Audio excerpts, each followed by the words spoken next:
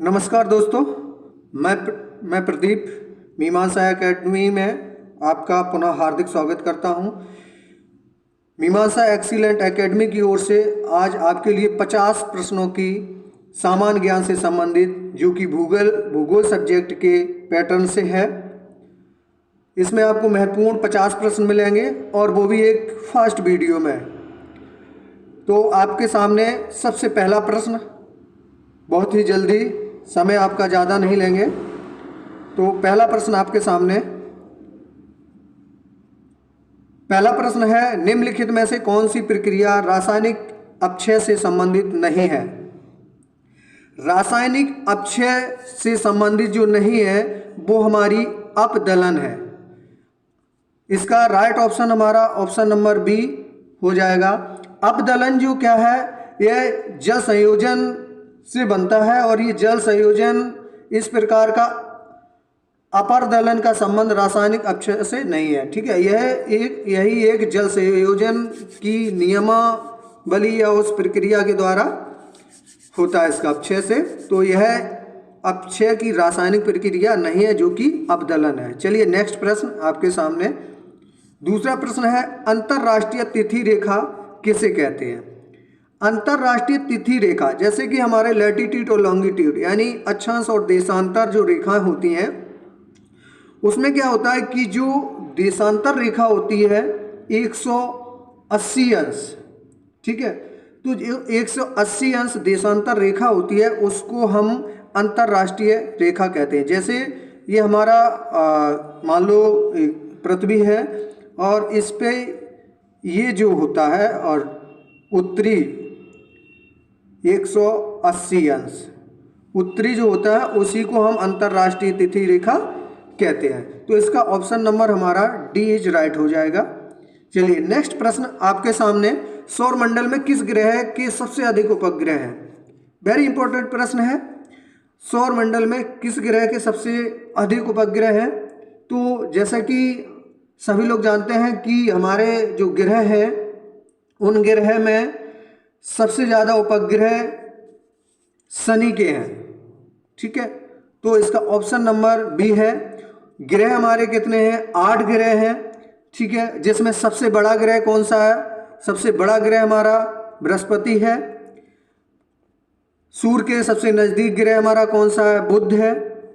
ठीक, इसी प्रकार से क्वेश्चन के अनुसार सबसे अधिक उपग्रह किसके हैं? तो वो ऑप्शन नंबर हमारा बी इज राइट, शनि ग्रह के सबसे अधिक उपग्रह हैं। ठीक, चलिए नेक्स्ट प्रश्न आपके सामने, निम्नलिखित में से कौन सी नदी भूमध्य रेखा को 2 बार पार करती है? कौन सी नदी है? ठीक है, तो भूमध्य रेखा या विषुवत रेखा दोनों एक ही हैं। जो हमारे गोलार्ध में बीचों बीच से जो 0 अंश से गुजरती हुई जो रेखा होती है वो भूमध्य रेखा या विषुवत रेखा कहलाती है। ठीक, तो कहने का मतलब इस रेखा से कौन सी ऐसी नदी है जो 2 बार पार करती है? कौन सी नदी को? यह रेखा। ठीक है, तो इसका जो राइट आंसर हमारा हो जाएगा वो कांगो नदी है। कौन सी नदी है? ऑप्शन नंबर डी, कांगो नदी जो है वो भूमध्य रेखा को 2 बार पार करती है। चलिए नेक्स्ट प्रश्न आपके सामने, क्वेश्चन नंबर 5, ग्रहण के दौरान पड़ने वाली छाया का सबसे काला भाग क्या कहलाता है? प्रश्न आपके सामने बहुत ही अच्छे हैं। अगर आपको वीडियो अच्छी लग रही हो तो उसे लाइक करें और अपने दोस्तों को शेयर करना ना भूलें। चलिए प्रश्न आपके सामने, ग्रहण के दौरान पड़ने वाली छाया का सबसे काला भाग क्या कहलाता है? तो इसका ऑप्शन नंबर हमारा बी है, प्रछाया। ऑप्शन नंबर बी हमारा राइट हो जाएगा, प्रछाया।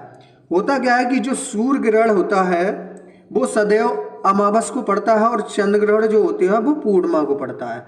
ठीक, जो सूर्य ग्रहण के समय सूर्य के दिखाई देने वाले भाग को सूर्य किरीट कहते हैं और ग्रहण के दौरान पड़ने वाली छाया का सबसे जो काला भाग होता है उसे हम प्रछाया कहते हैं। चलिए नेक्स्ट प्रश्न आपके सामने, क्वेश्चन नंबर 6, सूर्य की दीप्तिमान सतह को क्या कहते हैं? सूर्य की दीप्तिमान सतह को हम लोग प्रकाश मंडल कहते हैं। क्या कहते हैं? प्रकाश मंडल। ऑप्शन नंबर इज राइट, ए हो जाएगा। जो संवहनीय मेखला की सतह अर्थात सूर्य के धरातल को प्रकाश मंडल कहा जाता है। ठीक, इसका तापमान जो होता है लगभग 6000 डिग्री सेल्सियस होता है और जो प्रकाश कई रंगों से बना होता है। ठीक, चलिए अब नेक्स्ट प्रश्न आपके सामने। नेक्स्ट प्रश्न है क्वेश्चन नंबर 7। 22 दिसंबर को सूर्य लंबवत चमकता है। कहने का मतलब यह है हमारे गोलार्ध की किस काल्पनिक रेखा पर 22 दिसंबर को सूर्य लंबवत चमकता है? तो इसका राइट आंसर है हमारा मकर रेखा पर। मकर रेखा, हम अपने गोलार्ध की बात करें तो सबसे बीचों बीच भूमध्य विषुवत रेखा, इसके बाद सबसे नीचे जो होती है ये मकर रेखा होती है जो दक्षिणी होती है, और उत्तर में कर्क रेखा होती है। जो सूर्य 22 दिसंबर को जो लंबवत चमकता है वो हमारे मकर रेखा पर चमकता है, अर्थात इसका ऑप्शन नंबर बी हो जाएगा। और उत्तरी अक्षांश को कर्क रेखा तथा दक्षिणी अक्षांश को मकर रेखा कहा जाता है, जैसा मैंने अभी बताया। और सूर्य कर्क तथा मकर रेखा के मध्य वर्ष भर लंबवत चमकता है। ठीक, अर्थात अगर हम समझाने की बात करें तो जो सूर्य अध असूर होता है, जो बिंदु 21 जून को कर्क रेखा पर, ये हमारी कर्क रेखा है, 21 जून को कर्क रेखा पर और 22 दिसंबर को इस पर 22 दिसंबर को लंबवत चमकता है। ठीक है, चलिए नेक्स्ट प्रश्न आपके सामने। नेक्स्ट प्रश्न है 8 नंबर। चंद्रमा के प्रकाश को पृथ्वी पर पहुंचने में कितना समय लगता है? वेरी इंपॉर्टेंट प्रश्न है ये, किसी भी एग्जाम के लिए हो, सभी में अधिकतर ये पूछा जाता है। तो चंद्रमा का जो प्रकाश है हमारी पृथ्वी पर 1.3 सेकेंड यानी 1 मिनट 3 सेकेंड में पृथ्वी पर पहुंचता है। इसका ऑप्शन नंबर हमारा बी इज राइट हो जाएगा। और अगर यहीं पे पूछ दिया जाए कि सूर्य की रोशनी पृथ्वी पर कितने समय में पहुंचती है, तो वो 8 मिनट और 16.6 सेकेंड लगते हैं। 16 सेकेंड मान लो, 8 मिनट 16 सेकेंड ये सूर्य का प्रकाश पृथ्वी पर पहुंचने में। अगर चंद्रमा की बात की जाए तो 1 मिनट 3 सेकेंड चंद्रमा का लगता है। चलिए नेक्स्ट प्रश्न आपके सामने। नेक्स्ट प्रश्न है भूमध्य रेखीय प्रदेश का विस्तार, यानी जो भूमध्य रेखीय प्रदेश है उसका विस्तार कितना है वो पूछा जा रहा। तो इसका विस्तार जो है वो हमारा 10 अंश उत्तरी से 10 अंश दक्षिणी, यानी ऑप्शन नंबर हमारा बी इज राइट हो जाएगा। ऑप्शन नंबर बी भूमध्य रेखीय प्रदेश के लिए सही है। चलिए नेक्स्ट प्रश्न आपके सामने। निम्नलिखित में से कौन सुमेलित नहीं है? इसमें बताना है आपको कि इसमें से कौन सुमेलित नहीं है। तो 4 ऑप्शन है और उसमें स्थल रूप भी दिए गए हैं और कारक भी दिए हैं। तो इसका जैसे यार डांग जो है वो राइट है, वायु इसका कारक है। दूसरा ज्वार नदमुख नदी, ये भी राइट आंसर है। और लटकती घाटी ये भी हिमानी है। जो नूनाटक जो है वो भूमिगत जल दिया है, ये हमारा गलत सुमेलित है। ठीक, तो इसका राइट आंसर हमारा हो जाएगा डी नंबर। जो नूनाकट जो होते हैं वो हिमानियों के ऊंचे उठे हुए टीले होते हैं, उनको हम नूनाटक कहते हैं। लेकिन इसमें हमारा क्या दिया है? भूमिगत जल। अगर यहाँ बात की जाती कि हिमानियों के बीच उठे हुए टीलों को क्या कहते हैं? नूनाटक, तो हमारा राइट हो जाता। लेकिन इसमें भूमिगत जल की बात है तो इसमें हमारा ये सुमेलित नहीं है, तो इस वजह से ऑप्शन नंबर इसका राइट डी हो जाएगा। चलिए नेक्स्ट प्रश्न आपके सामने। नेक्स्ट प्रश्न है कथन है कि भारत में मिट्टी अपरदन की समस्या संबंधित है। जो मिट्टी अपरदन की समस्या है तो वो आपके सामने 4 दिए हैं ऑप्शन में, जैसे अत्यधिक वर्षा से संबंधित है, निर्माणीकरण से है, या अत्यधिक वर्षा से है, कृषि से है, और या अत्यधिक चराई से है। तो ये चार में से कौन सा राइट है वो आपको बताना है, अपरधन की समस्या।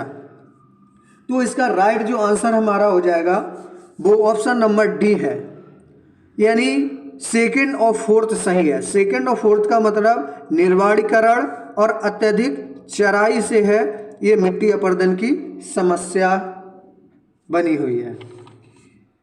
चलिए नेक्स्ट प्रश्न आपके सामने, क्वेश्चन नंबर 12, निम्नलिखित में से कौन सी नदी ज्वार नदमुख का निर्माण करती है?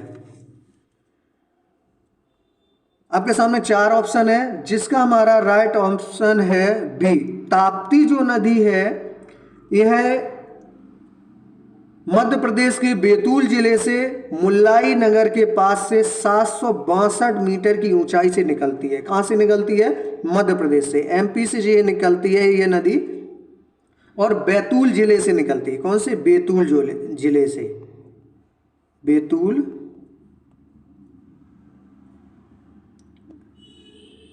बैतूल जिले से निकलती है, और ये 762 मीटर की ऊंचाई से निकलती है।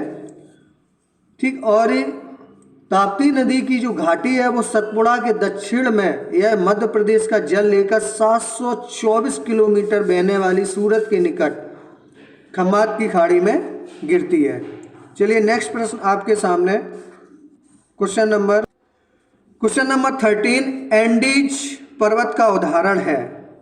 एंडीज पर्वत आपके सामने चार ऑप्शन है, उसमें से पूछा जा रहा है कि किसका उदाहरण है एंडीज पर्वत। तो एंडीज पर्वत जो है, बलित पर्वत पृथ्वी की आंतरिक शक्तियों से धरातल की चट्टानों के मुड़ जाने से बनते हैं, और भूगर्भ में कंपन से संपीड़न शक्ति उत्पन्न होती है, जिससे क्या होता है कि ये पर्वतों की रचना होती है, और यह लहरदार पर्वत हैं जिन पर असंख्य अपनतियां और अवनतियां होती हैं, जैसे हमारे हिमालय, आल्प्स और यूराल और एंडीज पर्वत बनते हैं। अब आपको पता चल गया होगा इसका राइट ऑप्शन हमारा कौन सा हो जाएगा। तो इसका राइट ऑप्शन हमारा बलित पर्वत हो जाएगा, option number c is right. चलिए नेक्स्ट प्रश्न आपके सामने, नेक्स्ट प्रश्न है 14 नंबर, भूगर्भ के अंदर पिघला हुआ पदार्थ कहलाता। यह एक ज्वालामुखी से संबंधित प्रश्न है, और भूगर्भ के अंदर जब पिघला हुआ पदार्थ बाहर निकलता है, ठीक है, जब ज्वालामुखी से बाहर निकलता है तब हम उसे क्या कहते हैं? लावा कहते हैं। इसका ऑप्शन नंबर हमारा एज राइट है। चलिए नेक्स्ट प्रश्न आपके सामने 15 नंबर, निम्नांकित में से कौन सी कायांतरित चट्टान नहीं है? चट्टानें जो हैं से बहुत अधिक प्रश्न भी पूछे जाते हैं, ठीक, तो जिसमें कायांतरित चट्टान, इसमें आपके चार ऑप्शन है, इसमें से पूछा जा रहा कि कायांतरित चट्टान नहीं है, तो वो हमारी ग्रेनाइट जो है वो यह कायांतरित चट्टान नहीं है। यह परतदार जो सेल होती है वो आग्नेय सेलों से अत्यधिक ताप तथा ऊष्मा की रासायनिक क्रिया के प्रभाव के फलस्वरूप इस रूपांतरित सेलों का निर्माण होता है, उसी को हम कायांतरित चट्टान कहते हैं। ग्रेनाइट क्या है? ग्रेनाइट एक आग्नेय सेल है। ग्रेनाइट क्या है? एक आग्नेय सेल है, और बाकी जितनी ये सभी हैं वो एक कायांतरिक चट्टानें हैं। चलिए नेक्स्ट प्रश्न आपके सामने, वैगनर का महाद्वीपीय विस्थापन सिद्धांत संबंधित है। यह प्रश्न जो है नेट या टीजीटी पीजीटी के लिए बहुत ही इंपॉर्टेंट है, महत्वपूर्ण भी है। तो आपके सामने चार ऑप्शन है। वैगनर का महाद्वीपीय विस्थापन सिद्धांत किससे संबंधित है? तो यह महाद्वीपों और महासागरों की उत्पत्ति से संबंधित है। ऑप्शन नंबर हमारा ए इज राइट।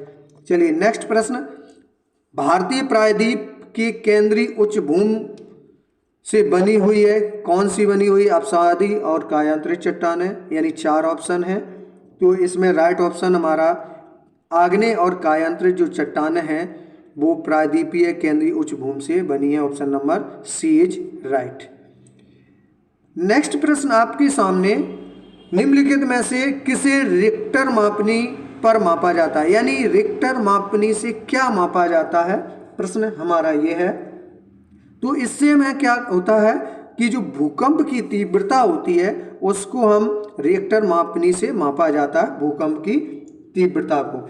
इसका जो विकास यानी बनी जो रिक्टर मापनी जो बनाई गई थी वो 1935 में अमेरिकी भूवैज्ञानिक चार्ल्स फ्रांसिस रिचर द्वारा बनाया गया था, जिसमें 9 संख्याएं होती हैं और अगर 9 संख्या तक पहुंचता है तो उसे भूकंप को बहुत ही अधिक तेज माना जाता है। ठीक, चलिए नेक्स्ट प्रश्न आपके सामने, क्वेश्चन नंबर 19, कांगो और अमेजन बेसिन कांगो और अमेजन बेसिन स्थित है, वो किस प्रदेश में है? तो यह हमारा भूमध्य रेखीय प्रदेश में स्थित है, तो इसका ऑप्शन नंबर हमारा एज राइट हो जाएगा। चलिए नेक्स्ट प्रश्न आपके लिए, चिनूक। चिनूक क्या है? चिनूक एक हवा होती है और वो किस प्रकार की हवा है? आपके सामने 4 ऑप्शन है, तो राइट आंसर हमारा हो जाएगा स्थानीय हवा है। चिनूक जो है वो एक स्थानीय हवा है और यह हवा हमारे उष्णकटिबंधीय जलवायु के आदर्श रूप में पाई जाती है और यह भूमध्य रेखा के समीप होती है। ठीक, चलती है। चलिए नेक्स्ट प्रश्न आपके सामने, मानसून क्या है? मानसून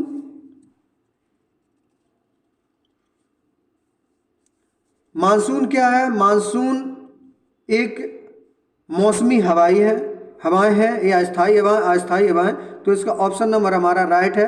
मानसून एक मौसमी हवा है। ठीक, चलिए नेक्स्ट प्रश्न आपके सामने, क्वेश्चन नंबर 22। इसमें टाइपिस्ट के अनुसार थोड़ा सा गलत हो गया है, क्षोभ मंडल, इसमें 6 छतरी बनना चाहिए, कोई नहीं, आप लोग करेक्शन कर लें। इसमें यहाँ पे सभी में क्षोभ मंडल होगा। निम्नलिखित में से कौन वायुमंडल की परतों का सही अनुक्रम है, यानी नीचे से ऊपर की ओर सही अनुक्रम हमारा कौन सा है? देखिए, सबसे पहले हमारा क्षोभ मंडल आता है, यानी जो अपनी वायुमंडल की परतें हैं उसमें 5 परतों में बांटा गया है अपना वायुमंडल, जिसमें सबसे पहला हमारा क्षोभ मंडल आता है, उसके बाद समताप मंडल आता है, उसके बाद मध्य मंडल, उसके बाद तापमंडल। तो इसका हमारा राइट ऑप्शन हो जाएगा ऑप्शन नंबर सी, क्षोभ मंडल। क्षोभ मंडल, समताप मंडल, मध्य मंडल और तापमंडल। अगर पूछा जाए कि वायुयान किस मंडल में अपनी प्रक्रिया करता है, यानी उड़ान भरता है, उड़ता है, तो वो समताप मंडल में उड़ता है। ठीक, चलिए नेक्स्ट प्रश्न आपके सामने, अगर इसी में एक और पूछ दिया जाए कि जो बारिश और बादल की जो प्रक्रियाएं होती हैं वो किस में होती हैं? वो क्षोभ मंडल में होती हैं, सबसे पहली जो वायुमंडल की परत है। ठीक, चलिए नेक्स्ट प्रश्न आपके सामने, एल निनो क्या है? एल निनो क्या है? यह अटलांटिक महासागर की एक ठंडी धारा है, या पेरू की पूर्वी तट की गर्म धारा है, या पेरू की पश्चिमी तट की गर्म धारा, या ऊपर में से कोई नहीं। तो इसका राइट आंसर है पेरू के जो पश्चिमी तट की गर्म धारा है, इसी को हम एल निनो कहते हैं। चलिए नेक्स्ट प्रश्न है 24 नंबर, निम्न में से कौन सा पर्वतीय क्षेत्र अधिकतम वर्षा प्राप्त करता है? यहाँ क्षेत्र है,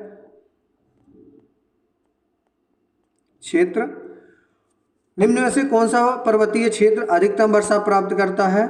तो आपके सामने जो 4 ऑप्शन है, वो खासी की जो पहाड़ियाँ होती हैं वो हमारी अधिकतम वर्षा प्राप्त करते हैं।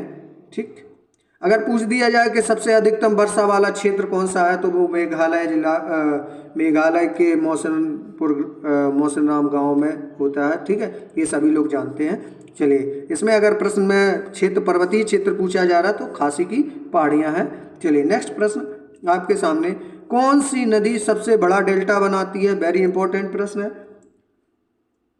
तो कौन सी नदी सबसे बड़ा डेल्टा बनाती है? तो वो हमारी मिस्र में जो नील नदी है वो सबसे बड़ा डेल्टा बनाती है।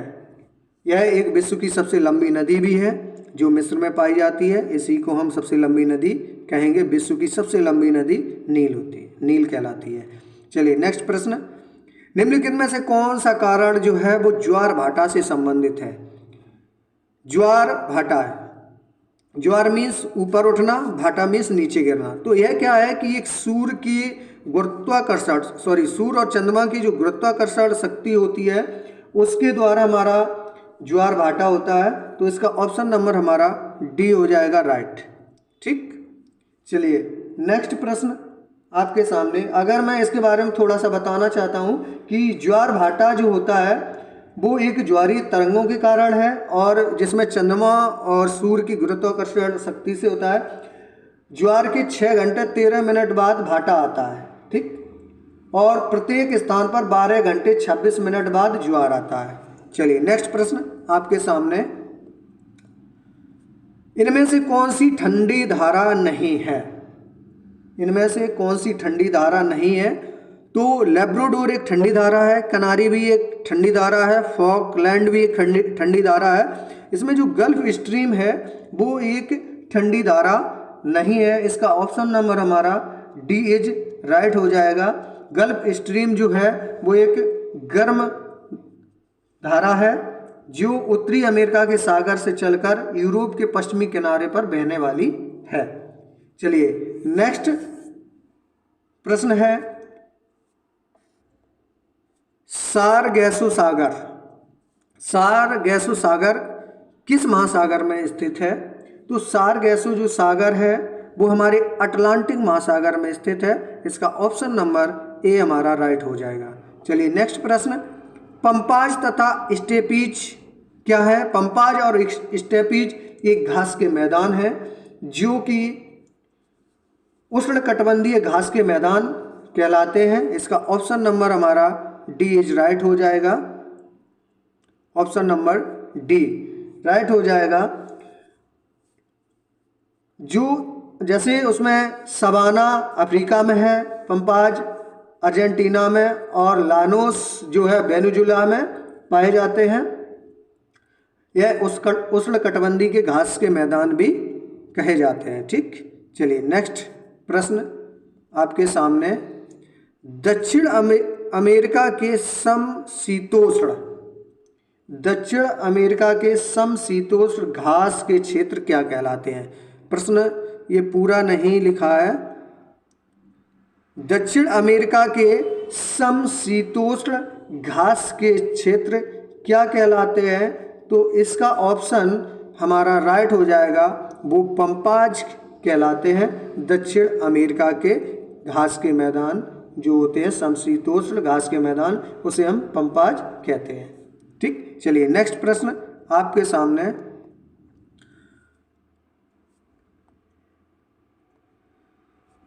नेक्स्ट प्रश्न है, प्रमुख कारक जो प्राकृतिक में संतुलन बनाए रखता है।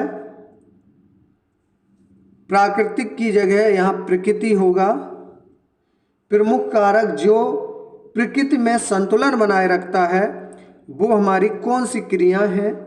ये क्रिया हमारे पर्यावरण दशाएं, जो पर्यावरणीय दशाएं होती हैं वो हमारा राइट हो जाएगा। Option number c. प्रश्न है, प्रमुख कारक जो प्रकृति में संतुलन बनाए रखते हैं वो हमारे पर्यावरणीय क्रियाएं या पर्यावरण दशाएं जो होती हैं वो प्रमुख कारक है किसकी? प्रकृति में संतुलन बनाए रखने के लिए। ठीक, चलिए नेक्स्ट प्रश्न आपके सामने, काजीरंगा नेशनल पार्क स्थित है। काजीरंगा नेशनल पार्क जो है वो हमारे असम में पाया जाता है, जहां एक सींग वाले गैंडे केवल असम में ही पाए जाते हैं। इसका option number D is right हो जाएगा। नेक्स्ट प्रश्न आपके सामने, मानव भूगोल मानव पारिस्थितिकी यह परिभाषा किसने दी है? यानी मानव भूगोल एक मानव पारिस्थितिकी है, यह परिभाषा किसने दी थी? तो इसका राइट ऑप्शन हो जाएगा वो एच बैरोज।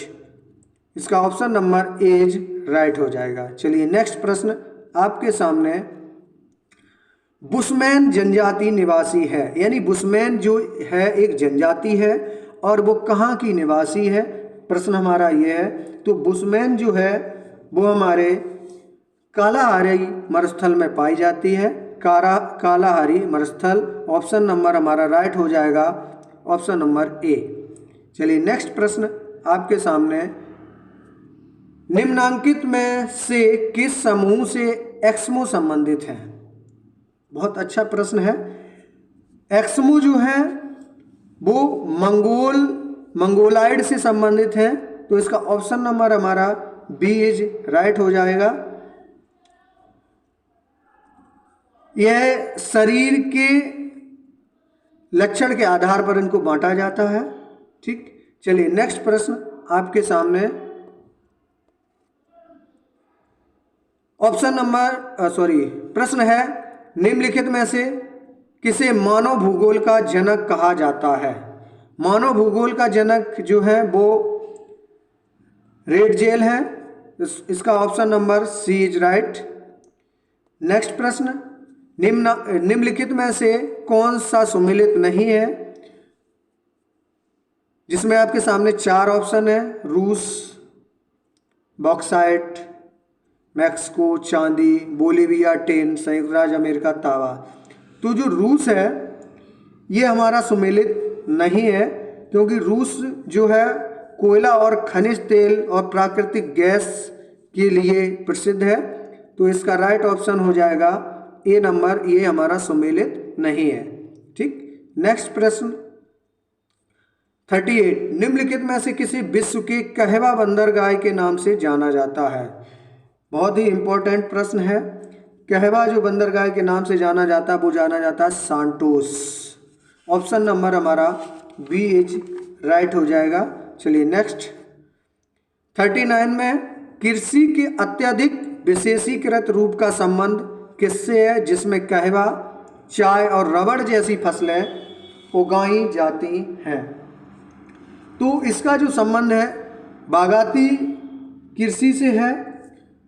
इसका जो संबंध है तीनों फसलों का, कहवा, चाय और रबड़ का, वो हमारी बागाती कृषि से है। Option number b is right हो जाएगा। चलिए नेक्स्ट प्रश्न, कोयला और खनिज तेल किस प्रकार की चट्टानों में पाया जाता है? कोयला और खनिज तेल किस प्रकार की चट्टानों में पाया जाता? तो यह हमारे अवसादी चट्टानों में पाया जाता है। Option number b is right हो जाएगा। चलिए नेक्स्ट प्रश्न, निम्नलिखित में से कौन सा कोण नवकरणीय संसाधन है? निम्नलिखित में से कौन सा नवकरणीय संसाधन है? यहाँ पर कोण की जगह कौन कर लीजिएगा। कौन सा नवकरणीय संसाधन है? तो यह नवकरणीय हमारा जो संसाधन है वन है। कौन सा है? Option number is D right हो जाएगा, वन। नेक्स्ट प्रश्न, भारत में गन्ने के उत्पादन की घटते क्रम में 4 राज्यों का क्रम है, यानी सबसे अधिक पहले गन्ना कहाँ होता है, उसके बाद कहाँ, उसके बाद उसके, इस प्रकार से 4 आपके सामने राज्य क्रमशः कौन से होंगे? इसका ऑप्शन नंबर आपको बी। सबसे ज़्यादा जो गन्ना उत्पादन होता है वो उत्तर प्रदेश में होता है, उसके बाद महाराष्ट्र, उसके बाद तमिलनाडु, उसके बाद आंध्र प्रदेश। ठीक, तो इसका ऑप्शन नंबर बी हमारा राइट हो जाएगा। चलिए नेक्स्ट प्रश्न, विश्व का सबसे अधिक कपास उत्पादक देश है? कपास जो है काली मिट्टी में उत्पादन होता है, और कपास का सबसे ज़्यादा उत्पादन कहाँ होता है? तो कपास का सबसे ज़्यादा उत्पादन जो है वो हमारा चीन में पाया जाता है, चीन में होता है, और यह एक काली मिट्टी में उगाया जाता है। चलिए नेक्स्ट प्रश्न आपके सामने, निम्नलिखित देशों में से किसकी स्थल सीमा भारत के साथ सबसे अधिक है? यानी जो स्थल सीमा है भारत के सबसे अधिक किस देश की है? तो यह हमारा क्या राइट हो जाएगा? इसका राइट बांग्लादेश। बांग्लादेश जो है हमारे पूर्वी देशों में से है और एक पड़ोसी देश भी है। इसकी सबसे अधिक स्थल सीमा हमारे भारत की स्थलीय सीमा से लगती है। चलिए नेक्स्ट प्रश्न आपके सामने, भारत के निम्नलिखित बंदरगाहों में से कौन सा उड़ीसा तट पर अवस्थित है? तो उड़ीसा तट पर हमारा पारादीप जो है वो बंदरगाह अवस्थित है, तो इसका ऑप्शन नंबर हमारा सी इज राइट हो जाएगा। नेक्स्ट 46, निम्नलिखित नगरों में कौन सा भारत का पिट्सबर्ग कहलाता है? पिट्सबर्ग यह एक हमारा उद्योगी क्षेत्र है और इसका जो पिट्सबर्ग जो कहलाता है वो हमारा जमशेदपुर कहलाता है। कौन सा? Jamshedpur. Option number b is right हो जाएगा। चलिए नेक्स्ट प्रश्न आपके सामने, निम्नलिखित में से कौन सा नदी हिमालय से परे की नदी है? यानी निम्नांकित में से कौन सी नदी हिमालय से परे की नदी है, यानी हिमालय से अलग नदी है, तो इसका आंसर जो हो जाएगा सी सतलज नदी। सतलज जो नदी है वो कैलाश पर्वत के दक्षिणी ढालों पर मानसरोवर झील के निकट 5000 मीटर की ऊंचाई के राक्षस ताल से निकलती है और तिब्बत में यह नदी बहुत संकरे भाग में बहती है। भारत में यह नदी 1050 किलोमीटर में लंबी है। ठीक, तो इसका राइट ऑप्शन हमारा सी हो गया। चलिए नेक्स्ट प्रश्न 48, विश्व का चीनी का कटोरा किस देश को कहा जाता है? यानी जो चीनी का कटोरा किस देश को कहा जाता है? आपके सामने 4 ऑप्शन है, इसमें क्यूबा जो है वो चीनी का कटोरा कहा जाता है इसमें। चलिए नेक्स्ट प्रश्न आपके सामने 49, निम्न में से किसी वैश्विक विरासत का वन माना जाता है? वैश्विक विरासत का वन किसे माना जाता है? तो ये इसका ऑप्शन हमारा राइट हो जाएगा। पश्चिम बंगाल में जो सुंदरवन है उसको हम वैश्विक विरासत का वन मानते हैं। चलिए लास्ट प्रश्न हमारा होगा 50 नंबर, हजारों झीलों की भूमि किस देश को कहते हैं? बहुत ही इंपॉर्टेंट प्रश्न है, इसका राइट आंसर हो जाएगा फिनलैंड। इसे हम हजारों झीलों की भूमि का देश कहते हैं जो हमारा फिनलैंड है। चलिए आज के लिए 50 प्रश्नों की श्रृंखला आपकी यही समाप्त करते हैं। नेक्स्ट कल मिलेंगे और आप लोगों को वीडियो अच्छी लगे तो इसे सब्सक्राइब करें और अपने दोस्तों को शेयर करें और ऐसी वीडियो पाने के लिए अपने सब्सक्राइब करने के बाद बेल आइकन दबाना ना भूलें और अब प्लीज़ आप अपना अंगूठा अर्थात लाइक ज़रूर करें। धन्यवाद। अगर कोई प्रॉब्लम हो तो उसमें कमेंट करना ना भूलें, कमेंट आप ज़रूर करिए। चलिए आप मिलते हैं नेक्स्ट वीडियो में, तब तक के लिए जय हिंद जय